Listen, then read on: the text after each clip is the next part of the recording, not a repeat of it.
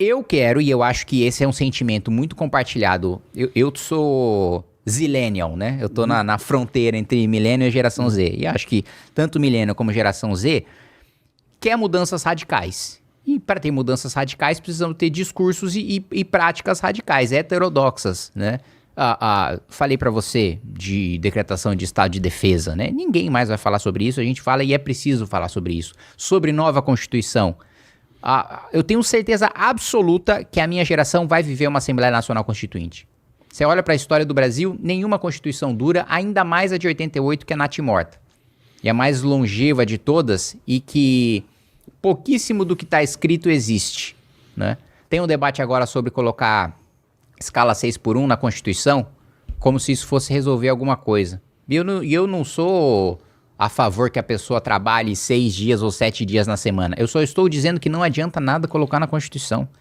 Se adiantasse, eu tinha educação hoje, eu tinha saúde, não precisava ter plano de saúde privado, eu tinha segurança, eu tinha lazer, eu tinha habitação, eu tinha emprego. Tudo isso tá lá, que é nosso direito na Constituição. Se eu não crio as condições materiais disso existir, isso não vale de nada, né? Então, e é um outro ponto. Colocar na Constituição é só dar poderes para o Supremo. No mundo desenvolvido, lei trabalhista, tributária, tá tudo em legislação infraconstitucional. Quanto mais coisa a gente coloca na Constituição, mais a gente dá poder para a corte que controla a Constituição, que é o Supremo. Então, assim, a gente precisa rasgar a Constituição toda. A gente precisa ter uma declaração de guerra ao crime organizado. A gente precisa ter um projeto de longo prazo de destruição do Centrão, de destruição da prática do deputado que se elege nas cidades mais pobres e nas menores cidades, com compra de voto por emenda parlamentar, inaugurando obra com o prefeito. País sério, não tem deputado... Os Estados Unidos, sabe como chama emenda parlamentar, o orçamento? Não. Barril de porco. Porque é um deputado tão pequeno, tão mesquinho, que tem esse tipo de prática que ele não é levado a sério no debate. O cara que não tem um debate de posição ideológico, não, eu sou do Partido Republicano e eu sou do Tea Party. Eu defendo a ala mais libertária aqui do ponto de vista econômico. Aí beleza, você tem o seu posicionamento, né? Eu sou da área do Bernie Sanders, aqui mais socialista, da Alexandria Ocasio-Cortez, da área mais socialista aqui do Partido Democrata. Beleza, você é um cara que tem um posicionamento, você tem levado a sério. Agora, você vive de fazer obrinha no seu reduto eleitoral, filho, sabe que não é deputado que é pra fazer isso. Que você lembra de uma cena que tá no YouTube do general Heleno, então, conversando com deputados da época não era do PL ainda, do PSL, né? Ó, daqui a um mês metade vai virar tchutchuca de Centrão, né? E o general Heleno estava certo. O PL virou a própria definição de Centrão. Mas, e aí? E o Renan? Qual é a certeza que eu vou ter que omissão? Porque a taxa de renovação do Congresso Nacional é baixíssima. Das Assembleias Legislativas também. Então, no mundo real, o Renan vai governar. No mundo real, o Renan, se ele for presidente, ele vai estar lá com 70% dessa turma, não é isso? Eu digo até mais, né? Mais? A renovação que se fala é falsa. Porque quando um deputado do Centrão lança o filho ganha, ele sai, é renovação. Então é filha do prefeito. Isso é considerado renovação. Correto. Agora, nós temos, por isso que eu digo, projeto de longo prazo de destruição do Centrão. Agora, a grande questão no curto prazo de governabilidade é, diferente do que aconteceu no governo Bolsonaro, você não deixa o Centrão assumir o governo. Você não é usado por ele. Você usa ele para implementar a sua agenda, para implementar suas propostas. Veja, eu não tenho nada para oferecer para os meus colegas deputados. Não tenho emenda, não tenho cargo. E eu consegui aprovar um projeto de aumento de pena de furto, roubo e receptação sendo uma bancada de uma pessoa só. É um assunto bem simpático a todo mundo, né? Então, o primeiro ponto é, na agenda de segurança, não precisa de 1 centavo de emenda parlamentar para aprovar. Porque primeiro que se a gente sair da urna, a gente vai sair com esse discurso forte, com a população com a expectativa de que esse discurso seja cumprido e fazendo força e pressão para que esse discurso seja cumprido. A gente venceu as eleições, a nossa tese foi majoritária e a população está nesse espírito. Na agenda de segurança, o deputado vai votar para falar que votou e compartilhar da popularidade do governo por implementar aquela medida. Então já na nossa principal pauta, né, já entra isso. Eu vou falar aqui uma coisa para você, que eu acho que eu nunca falei publicamente. No governo Bolsonaro, teve a votação da reforma da Previdência. Sim. Né? E aí, um deputado falou assim pra mim, Kim, o governo tá aí falando que pra você indicar 5 milhões, que você vai votar a favor da reforma, né? Aí eu falei, mas peraí, mas eu vou votar de qualquer jeito, porra. Eu defendo isso aí desde quando eu não era deputado no governo Temer, quando o próprio presidente Bolsonaro era contra. Aí ele, pra você ver como o governo é burro, foi o que ele me respondeu. Então assim, o primeiro ponto é o nível de amadorismo da articulação política, mesmo naquela mais rasa de compra por emenda parlamentar, por parte do governo Bolsonaro. E depois dele ter aceitado se fazer de refém, a partir do momento em que ele precisou do Toffoli e do Congresso para paralisar as investigações de rachadinha contra o Flávio. Esse é o ponto de virada, quando ele não consegue mais ter agenda própria e passa a ser pautado pelo Centrão. Porque até o momento em que ele não estava sendo pautado pelo Centrão, teve reforma da Previdência. Desidratada, com baixíssima habilidade por parte do Paulo Guedes, do Onyx Lorenzoni, sim, mas teve. Depois não teve privatização, não teve tributária, não teve administrativa, porque o governo passou a ser refém do Centrão, porque o Centrão tinha uma faca no pescoço em relação àquele governo. Nada disso é culpa da Covid, nada disso é culpa do ambiente de Covid, nada disso. Não, tanto que isso 2019 ainda. Paulo Guedes falou, vou mandar a tributária semana que vem. Demorou 3, 4 meses até ter Covid, quando ele falou semana que vem. E depois veio 21 e 22. O governo mandou administrativa, por exemplo, não foi nenhum impeditivo à pandemia. Só que mandou administrativa sem membro de poder. Então, peraí, você quer reformar o funcionalismo público, você quer que eu... Como é que você quer que eu defenda? Pro professor, pro enfermeiro da rede pública, que vai ter reforma administrativa para ele, e não vai ter para mim, que eu sou deputado? Eu apresentei uma emenda para fazer isso, para colocar, mas... O desastre, a covardia, a falta de habilidade, a incompetência é tamanha e o rabo preso que se tornou refém. E outro ponto. A gente defende, no mundo ideal, acabar com a emenda parlamentar. Mas como é que a gente usa o Centrão, que está pouco preocupado com conta pública, com equilíbrio fiscal, mas para defender os seus próprios interesses, ao mesmo tempo que defende o interesse do país? A gente propõe, eu apresentei uma PEC de reforma de equilíbrio fiscal do orçamento de maneira geral, que promove ali uma economia em 10 anos de 3 trilhões e 300 bilhões de reais, seria a maior reforma fiscal, o maior programa de infraestrutura, de segurança pública, de qualificação de emprego e renda que a gente teria na história do país. E um elemento dele é tratar sobre orçamento, mas da perspectiva do incentivo político. Hoje, quanto mais o governo arrecada, mais os deputados têm emenda para passar para os seus municípios e inaugurar a obra. Ou seja, como a emenda ela é uma porcentagem da receita, qual que é o incentivo para o Congresso? Vamos arrecadar mais, vamos ter mais imposto ou vamos aumentar a inflação, que a arrecadação também aumenta. A gente vai mudar essa lógica. A emenda vai ser uma parcela do orçamento discricionário. Hoje, o orçamento discricionário é aquele que o presidente da República pode escolher para onde vai. Sim. Hoje ele é de 6%. Então, cada R$100 que o brasileiro paga de imposto, o governo tem o poder de decidir sobre 6. Isso é uma bizarrice do nosso orçamento. Cara, isso é, e em breve vai ser -2, -1, porque o obrigatório vai ultrapassar o discricionário. A gente vai entrar num colapso. É o shutdown que os Estados Unidos vivem quando não tem acordo no orçamento, que o presidente da República não pode comprar comida. Não pode pagar os militares. Para a Casa Branca, né? Tanto que uma vez o Trump recebeu a galera, ela comprou o McDonald's para eles num cenário de shutdown. Mas no caso dos Estados Unidos, é porque a lei diz que quando não tem acordo, é para forçar a ter acordo. No Brasil, não. A gente vai entrar por uma necessidade material, orçamentária, né? Então, o que a gente faz? A emenda passa a ser uma parcela desse gasto livre.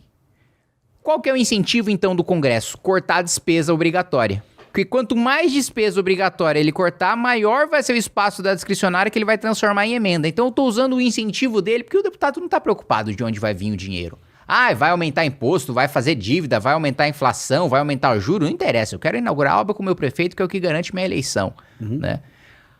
Então, que esse dinheiro saia de uma parcela do orçamento discricionário que vai fazer o deputado cortar o obrigatório. Aí, automaticamente, ele vira um aliado de um governo para cortar gasto e aumentar investimento. Então, assim, trabalhar com habilidade política, inteligência, com a opinião pública, com comunicação, que, assim, eu te garanto, se o Renan Santos assumir ali o Palácio do Planalto, nós vamos trabalhar a comunicação e a opinião pública como nenhum outro presidente já soube trabalhar. Né? Então, com uma nova cabeça de uma nova geração que vai saber utilizar a opinião pública para pressionar o parlamento ladeira acima. Né?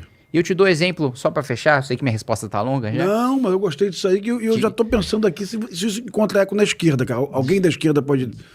Porque tem gente da esquerda que critica muito as emendas, né? Sim. E isso tem eco em alguém da esquerda? Cara, eu acho que pode ter votos ali no PSB, no PDT. Tá. O PT não, porque o PT, as medidas que ele defende quando é governo, ele não defende quando é oposição, né? Tá certo. Então, Tá certo. Tanto que agora, quando é governo, alguns aumentos de despesa obrigatória que eles defendiam no governo Bolsonaro passaram a não defender mais. Não, quero que o Lula indique esse orçamento. Mas, enfim... que eu tava falando mesmo? De dois elementos que eu ia colocar. Comunicação do Renan Santos no Planalto. Dois exemplos de opinião pública empurrando o parlamento ladeira acima. Como é que eu consigo aprovar coisas sendo um voto só? Como é que eu consigo fazer coisas andar sendo um voto só? Um dos instrumentos é trabalhar a opinião pública. Eu só consegui, para você apresentar uma proposta de emenda à Constituição sendo deputado, você precisa de 171 assinaturas. Sim. Eu só consegui apresentar a minha PEC antiprivilégio para acabar com o super salário de deputado, senador, juiz e promotor, por fazer campanha pública em rede social e da galera começar, não é só o meu apoiador, meu militante, isso chega em outras pessoas que enchem o saco de outros deputados de outros partidos em outros estados para ele assinar. E eu consegui protocolar. A PEC para reduzir IPVA no máximo 1% do valor venal do veículo. 220 assinaturas em 3 semanas. Por causa de campanha em rede social, eu sou um. Renan, na tua eu nem conheço o 220. Aí, o Flávio Dino tá contigo nisso aí, né, cara? Ele tá na...